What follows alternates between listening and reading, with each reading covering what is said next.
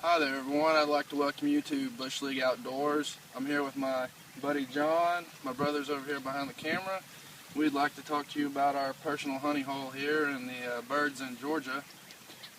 Some people see hunting as a bad thing. Jesus man, what did I tell you about the safety? We don't need a Dick Cheney incident out here. Sorry. Anyways, see, we like to see hunting as our God-given right. If you read Acts 13:10, it says, Peter, rise up, kill and eat. So we take that, to be literal and come out here and shoot ducks. And, I don't really think unless you're a vegetarian, you should really be saying anything about, eating meat and stuff. But it can be an expensive hobby. Normally we'd have our decoys out here, but we left them at the house today. You can get decoy breeds up, any kind of breeds you want. It can be very expensive, and of course you got guns. They cost in the upward thousands. You got your waders, and companies just like to exploit their abilities to, take advantage of our fun with guns, waders, calls, shells, camo. It's pretty much anything you want. But I'm gonna let John tell y'all about all the calls that we use around here. Here in Georgia, we typically kill about 3 different species of ducks on a regular basis. One of them is a mallard, which is our pretty much favorite. Then the second one we get is a wood duck. Then another one what we get is what we call either the green-winged teal or a blue-winged teal. But we take either or. Sometimes when we got a decoy spread, we get ducks to fly on in, or just go and pass by, we usually do a landing call and do a feeding call.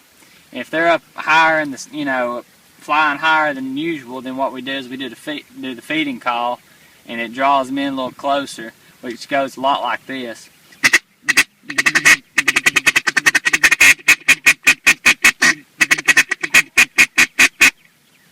And then once they start coming on in, and we try to get them to start landing, we do like a landing sequence. It sounds a lot like this.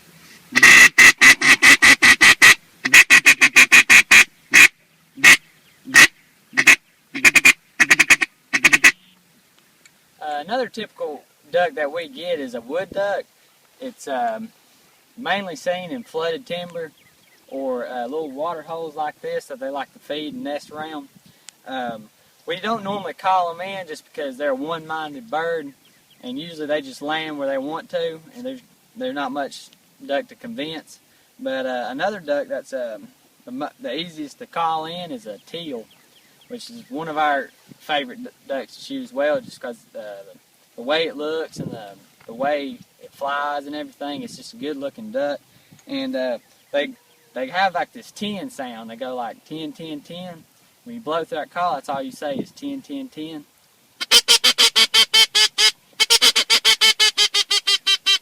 That right there means that they're about to land. You better get your gun up.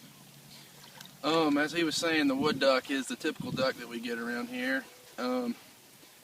It's unfortunate that we don't get all kinds of ducks like our neighbors in Arkansas and Louisiana. We are actually on the Atlantic flyway, which is up north. It's one of the better flyways, but down here in our parts, we get a duck here and there. Lucky for us, this is a pretty good hunting hole. Right over to our left, we have the Mississippi flyway, and that's where Arkansas and Louisiana falls, and that's the best place if you want to hunt ducks. That's where you want to go in America.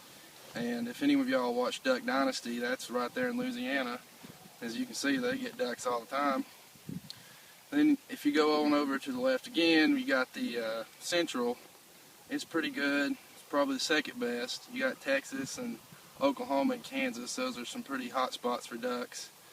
And then on over, you got the Pacific, and it's about like ours, except for down the coast along California. They get a lot of ducks in there.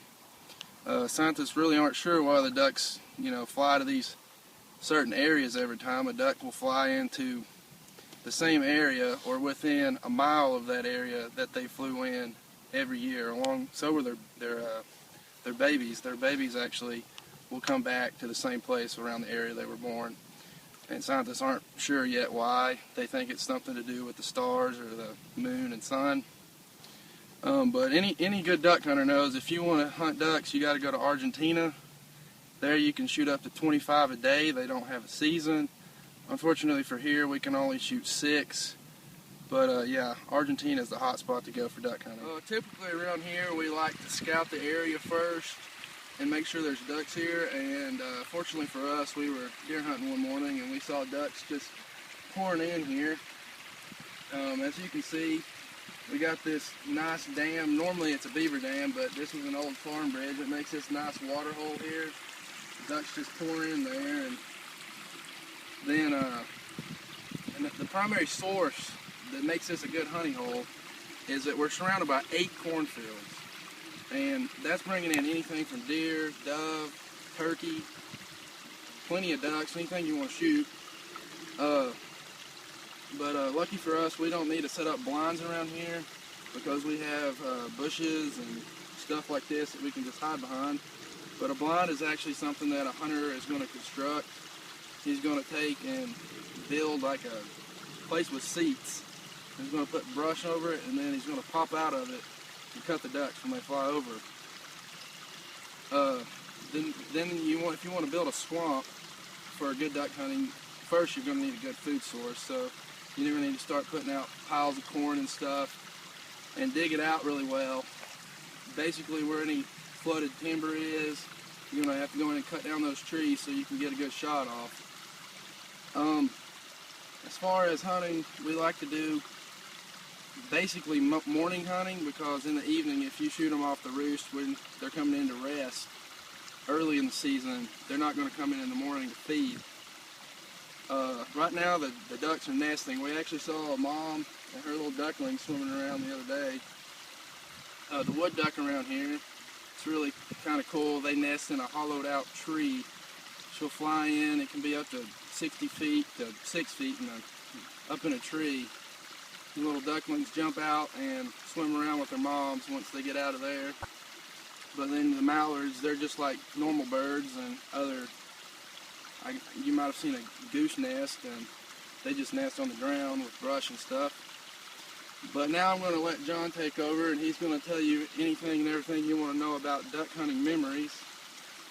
One of the greatest things about duck hunting is I got a lot of things to cherish, and a lot of things bring up good memories. You know, you see shows on TV, on the outdoor channels, you see them, harvesting a lot of ducks and getting their limits, and it always reminds me of a great hunt that I've always been successful in. And other things, I've got mounted ducks, wood duck, mallard, teal, and some ducks that sometimes don't make it through the Atlantic flyway, but when I harvest one, I sure do like to take advantage to mount it and make, memories for the future.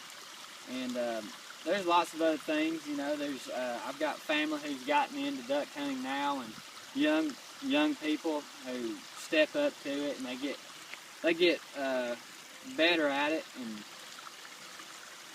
yeah, and stuff like swamps, that really brings back memories. Like good hunting holes like here, it always brings up good memories for me. And just opening the fridge and seeing a nice mess of ducks frozen in there that we took out one day. There's two different kinds of hunting methods that we do. The first is the flushing method, and that's when you actually sneak up on the ducks and jump them.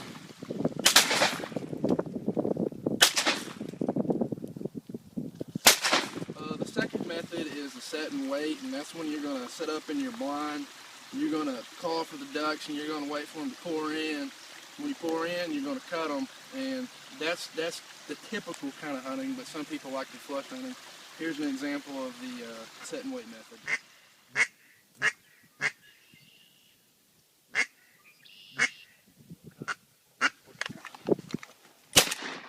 got that one. I want to thank everyone for joining us and listening to this video, and we hope to see you next September when season opens. And don't forget, fear God, love your neighbor, and if it flies, it dies.